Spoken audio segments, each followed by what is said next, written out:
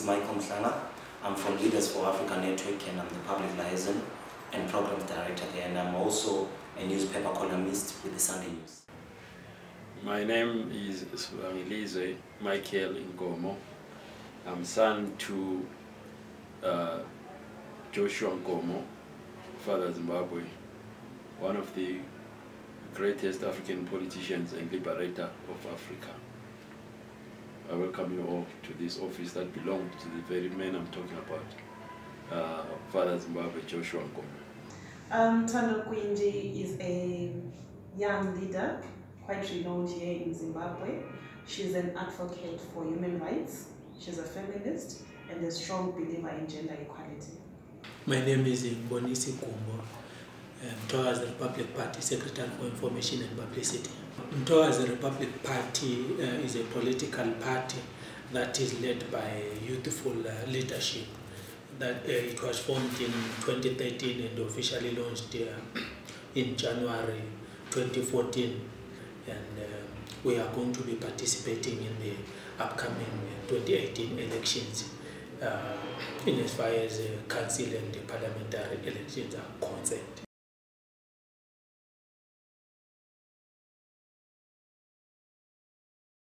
I think African politics starts at a very young age, or previously used to start at a very young age. African politics is also very spiritual. It's a spiritual affair. African politics is not something that comes out of political science teachings and so on. It is very spiritual in the sense that starting right at home, at least those of my generation and older, we taught the politics of home, at home, politics being the way we behave towards each other, the way we treat each other. For instance, when we shared a meal, maize meal, which is a staple food here in Zimbabwe, maize meal and relish, we would gather around two sets of plates, one containing sadza, the other containing relish. So boys would gather around a set of plates of their own and girls separately. That's African politics right there. But we were taught, through that method of sharing meals, we were taught to share, we were taught to tolerate, and we were taught to be united. I remember when we sat around as boys when we were eating our meal, I used to sit with my older brothers and cousins. We took turns to attack the maize meal plate. You would not go first if you were younger to start eating before your older brother did that. And you would not, if relish was meat, you would not pick a piece of meat before the older brother. I think that's a way of teaching social behavior to youngsters at that time. I don't know, now you guys use fork and knife and each one plate to himself. I think that's where politics begins, at home. Some of us grasp it, some of us don't. Such is life. If you look at Father Zimbabwe's politics, if you've read his book, The Story of My Life, you'll find out what I'm talking about. It's very correct. Because Joshua Ngomo was groomed from home. And he was so spiritual that he sincerely believed in the traditional, I don't want to say religion, because to me religion is a very bad word, but rather Joshua Ngomo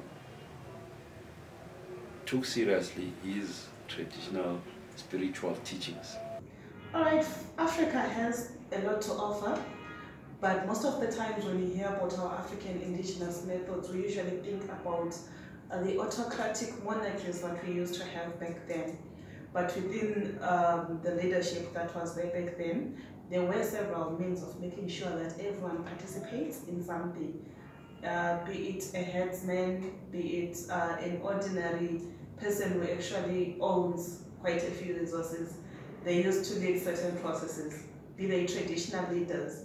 We used to believe a lot in traditional leadership, and the spirituality part would play an important role in molding who we are as African leaders. Indigenous methods of politics, we are referring to the social structure of any traditional setup, be it African or be it European. Each and every ethnic group or each and every society has had its own ways of organizing itself, having leadership, right? So when we're talking about indigenous methods, in terms of politics, we're talking about kingship, we're talking about chieftainship, we're talking about village heads, we're even talking about the chief's prefects within that setup. So any social structure within a traditional setup, that's what we refer to as indigenous methods. Basically, I think we need to recognize the fact that in most African countries, there are a lot of tribes, ethnic tribes, and therefore our ideal setup is that all the tribes must be equal, and we want a political system that encourages equality in villages, communities, provinces, up to national, not a centralized situation, setup that only favors a certain tribe and not everyone.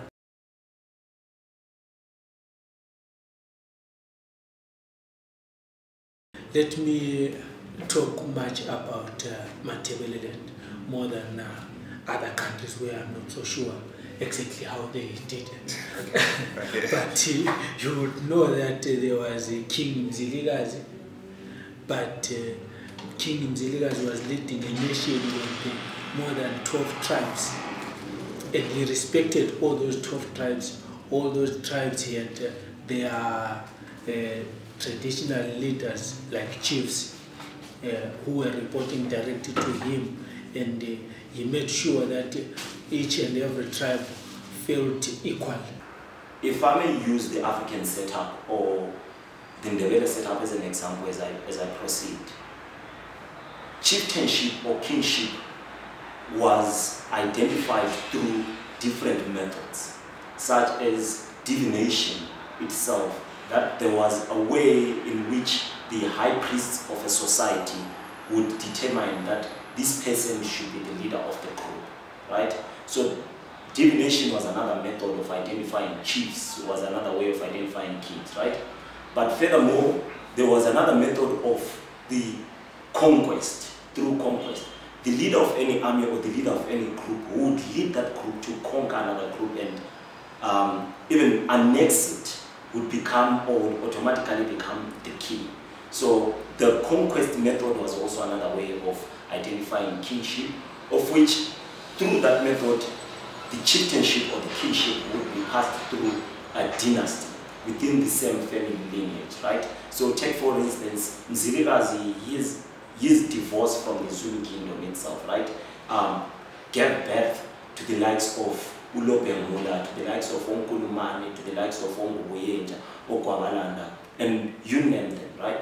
So kingship, chieftainship, even today, it's along a dynasty, it's along a family. I think back then everyone had a role to play, and everyone's role that they needed to play, it was actually respected and encouraged that everyone does whatever they are doing with passion, and I think they were very competent back then, even though they didn't define it as leadership. I'll talk about leadership to begin with. Leaders are chosen by God, sincerely, truly chosen by God. And it shows when people gather around a certain individual, easily gather around a certain individual, as if he was a magnet, as if he's a magnet. That's why I'm talking about the spirituality of politics. I'll keep referring to Joshua Ngo because I grew up watching him, watching his politics. I grew up under his leadership. So yes, people would gather around like a magnet around Joshua Ngo. We didn't have to call them. They were heads of state, they were deputies, they were army generals, they were chiefs. Chiefs, of course, they were deputies to the king. So when the white men came here, they found a very, very efficient system of governance. As Africans, we were not taught to govern ourselves by the foreigners. With a very successful system, there was a council of elders that advised the king, that included chiefs, ordinary people, prominent people in society and so on. They would sit and advise the king on certain things, and they would have a consensus. And then that would be law that would be passed down to the population. It worked very efficiently. There was no system of voting as we know it today, but I think there was a system of appointments. The king would appoint his generals and chiefs and so on, but based on the same thing that I'm talking about, the spiritual assignment of God to a certain homestead, to a certain home, to a certain household.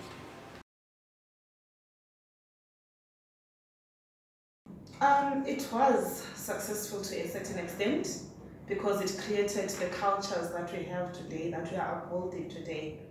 However, it was also very unsuccessful to a certain extent because the Africa as we know it, it has changed and it has a different narrative because of our colonial legacy.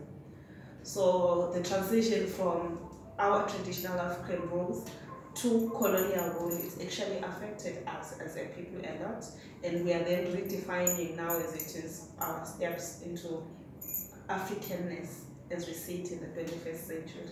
Okay, but back then we never had a lot of female leaders. We did actually. We did have a lot of female leaders. I know for a fact in the Ndebele state, Ulozike, she was a strong woman who was very respected. It was successful then because the subjects were conforming to the system of the day, and there were no arguments, there were no political differences like we currently have. A situation where there are about 128 political parties, but then there was only one setup and everyone was conforming to the system and listening to the leadership of the day. Even today, if you look at the remnants of the chieftaincy that we have around the country, to a certain extent, the chiefs do help a lot in administering communities. But I wish they would be given more powers to deal with, for instance, certain cases that don't really deserve to go to.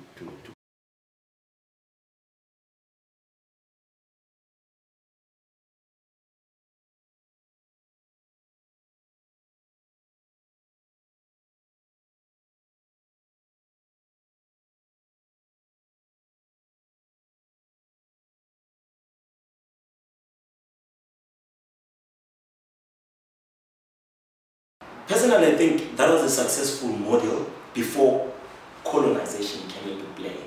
So when we have a group of people who follow a certain standard or certain rules because there is a leader on whom they coalesce around, it was successful because it ensured order, sanity and harmony within that given society. And there were few instances when there was clashes or external clashes or competition of chieftainship or kingship, because it was known that it remains within the same family. That's why you find today that kinship is said to be, the Ndebele kinship is limited to the Kumalo clan.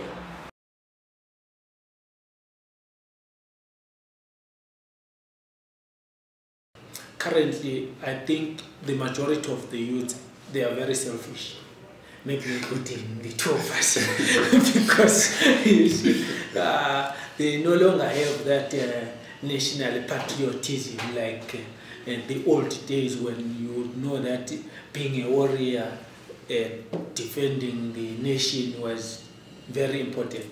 Now the youth, they are very selfish, they think about themselves only, and they don't necessarily think about others. So they don't care about the politics of the day. They just want to be sure that they get employed or they get whatever they want.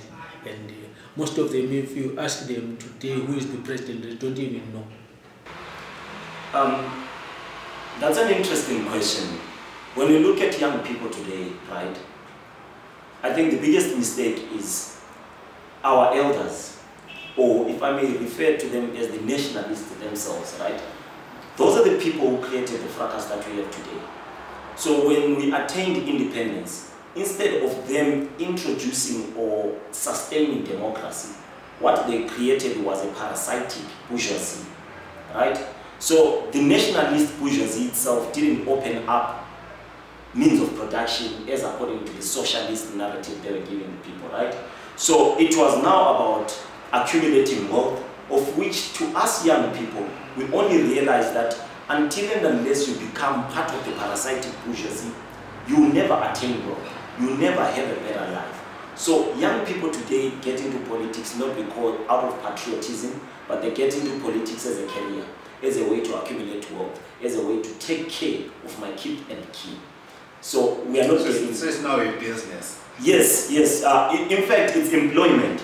If you are not employed and you are not a soldier or a policeman, simply hop into politics. That's the reason why this year we have a lot of young people who want to run. It's not because they want to change things. They want money. You know the allowance, you know the trinket, you know all these perks that come with being in parliament or in council. Also, they're just after the benefits, not development. Not necessarily everyone, but the majority. Even if you look within the establishment, the ruling party itself, young people want to be close to power so that they get money. Look at Kudzai Chipanga himself. At 35, how much wealth he had. That was a problem. It's a symptom of how the parasitic bourgeoisie created politics not to be of saving, but to be of accumulating wealth. So young people are missing it. Firstly, they're on the intentions of being in politics. They have forgotten their role as citizens of Zimbabwe. So we had a huge role as citizens back then. You know that I have to be a soldier for my state. I have to do this for my state to grow, and they were the vision of their states. We no longer have that, and we are waiting to be given, to be shown the way, when we should be the one actually pushing. So the youths are sitting back. They are not really pushing enough. They are pushing, but very few young people are actually pushing towards the correct direction, because you have to have a certain direction whenever you are pushing anything that you are pushing. You see, education, Western education is good, but it has its own shortcomings and downfalls. Because you are a master's degree in political science, or because you have PhD in whatever, and then you think you can be a politician, it doesn't work that way. It doesn't necessarily work that way. Like I said before, God assigns households the chores of political administration and so on and so forth.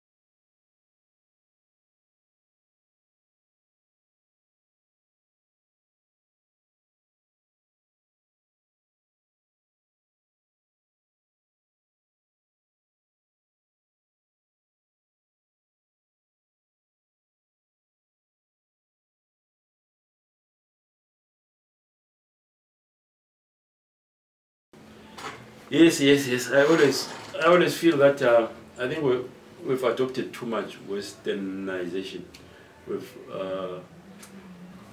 modernized ourselves to a certain extent, whereby we don't value our traditional ways. Like I said before, I think education, Western education, is good to some extent, but it corrupts some of our values. It attacks some of our core values that make us who we are. So yes, Western democracy, as it stands right now, even those who prophesy to be democratic, they have a lot of shortcomings, they have a lot of mistakes that they make. Firstly, democracy itself has been compromised. The definition is so much problematic today, right? And we have had numerous scholars giving different definitions to democracy, right? And that is a problem in itself. So our democracy is so much compromised and it conflicts with our traditional methods, right? So we understand that we are a very conservative nation, for instance in Zimbabwe. Because we are a very conservative nation, we have a conflict of democracy, which is freedom of expression, vis-a-vis respect of the elders. The notion that only the adults can be the leaders within a society. So because of our conservative nature within us, it conflicts with the modern methods where we are also inspired by the young people such as Macron, young people such as the president of, the Prime Minister of Austria today. And as young people, the moment we try to emulate them, because democracy allows us to do that, right? It conflicts with the electorate and with other young people who are very conservative in nature. Because within our traditional method, within our makeup, our ethnic makeup, we believe that the older people have wisdom. Because we are limited by our adages, man. Our idioms limit us. Africa has developed a lot from what we had when we had the monarchies. We had that, the monarchies, they are African. We had colonial rule, it became African. Then after that, we saw the rise of Pan-Africanism, and we had the rise of a lot of dictatorships. It became African. So we have to define who we are as Africans before knowing what we should fuse with what we want as Africans.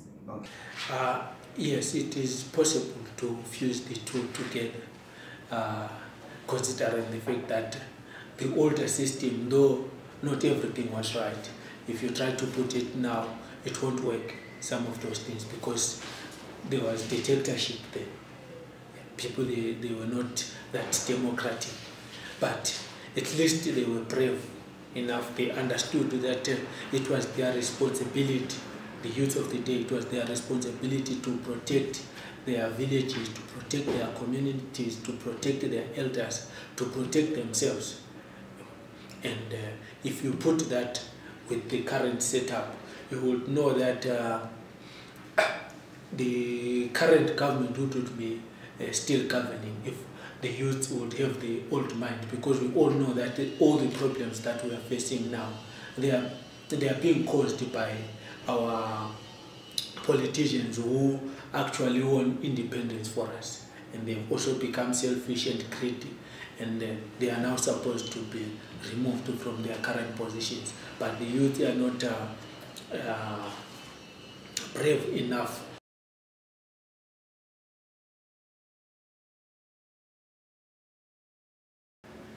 Fight the divide and rule ideology that was brought in here, that was brought in Zimbabwe by the British. The British, when they came here, they brought in a divide and rule system that unfortunately we've perfected now. I think that should end. Yeah. We are a family.